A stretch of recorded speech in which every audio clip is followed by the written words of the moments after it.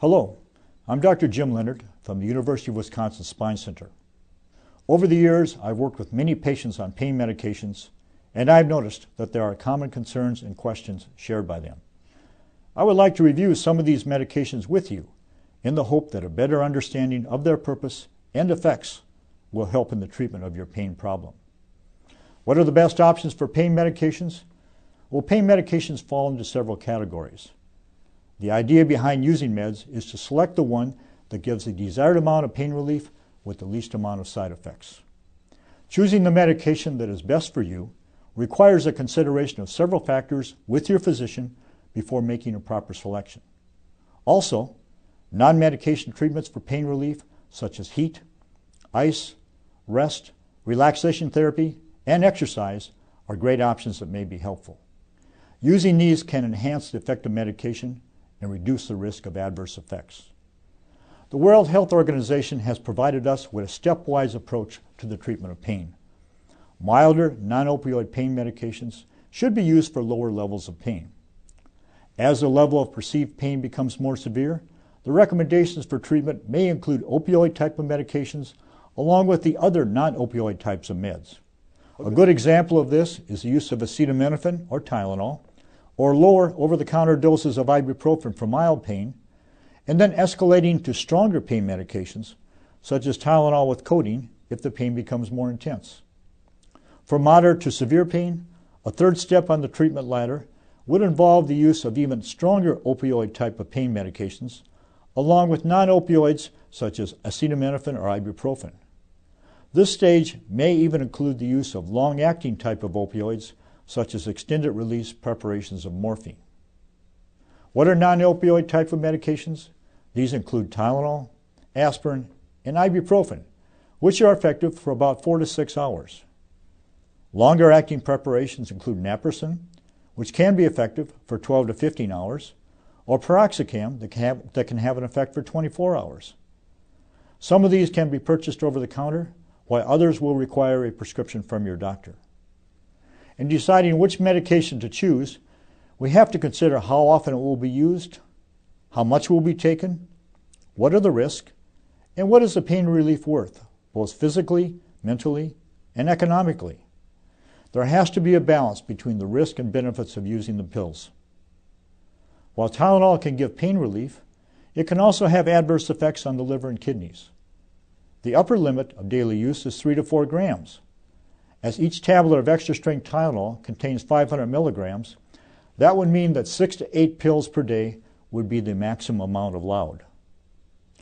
The non-steroidal type of medications, such as ibuprofen and Naproxyn, also have side effects such as increased bleeding risk, decreased bone healing after a fracture, elevated blood pressure, fluid retention, stomach ulcers, and kidney damage. A short-acting narcotic analgesic is codeine, which has its onset of action in 30 to 60 minutes and lasts for 2.5 to 3.5 hours. The common side effects of codeine are constipation, sedation, and one also can develop dependence. VICODIN, which is hydrocodone with acetaminophen, is a stronger pain medication that has its onset in 30 to 60 minutes and has an effect that lasts for 2 to 3 hours. As with codeine, the side effects can include constipation, sedation, dependence, nausea, and respiratory depression in higher doses. PERCOCET, which is oxycodone with acetaminophen, is the next stronger pain medication. It has an onset in 10 to 15 minutes, lasts for 2 to 5 hours, and can also be taken without Tylenol. The side effects are similar to those noted with codeine and hydrocodone, and should be monitored for this. TRAMADOL is a non-narcotic pain medication that can be effective. It has an onset in 1 to 2 hours, lasts for 4 to 6 hours, and has a maximum allowable dose of 400 milligrams per day. The side effects are similar to those noted with the previously mentioned narcotics, with the addition of potentially low blood pressure, headaches, and it may interact with many antidepressants, leading to a condition called 6-serotonin syndrome. Gabapentin, or Neurontin, is a non-narcotic medication described as a neuromodulator. and can be effective for what is described as nerve pain. It has an effect that lasts for approximately 6 hours. Common side effects include dizziness, fatigue, tiredness, weight gain, and edema. Antidepressant type of medications can help pain by increasing brain levels of naturally occurring substances such as serotonin, norepinephrine, and others.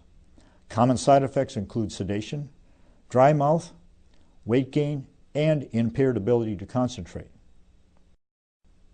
Most muscle relaxants, such as Cyclobenzaprine, work by causing sedation.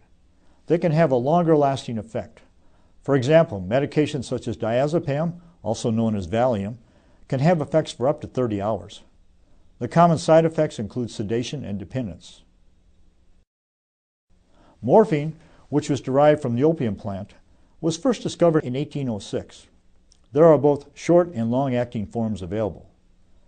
Common side effects include constipation, nausea, vomiting, itching or difficulty emptying the bladder, and possibly respiratory depression and dependence. There are several long-acting forms that are available today. Methadone is a synthetic morphine that is often used as a pain medication. It needs to be monitored by a physician experienced in its use, as it does have a long-lasting effect.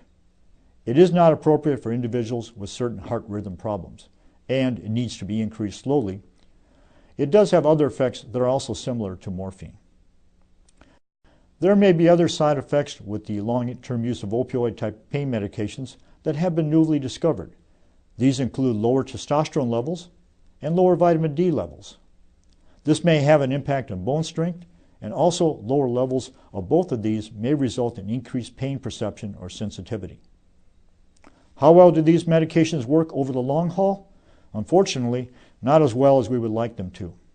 Some studies with large number of patients have shown that many will find the pain medications to be less effective over time, while switching to another class or type of medications may improve their effectiveness. This is not always helpful. The risks and benefits of using these medications needs to be discussed with your physician. The continued need for their use should be periodically reviewed. This makes us realize that while medications have a place in the treatment of pain, there are many other options that may be equally or more effective. These can include such as things as exercise, pain management groups, meditation, heat or cold treatments, and developing a strong support network of family and friends. Pain can be a lifestyle issue, and looking at how we live our entire day will be important in determining how we manage our pain.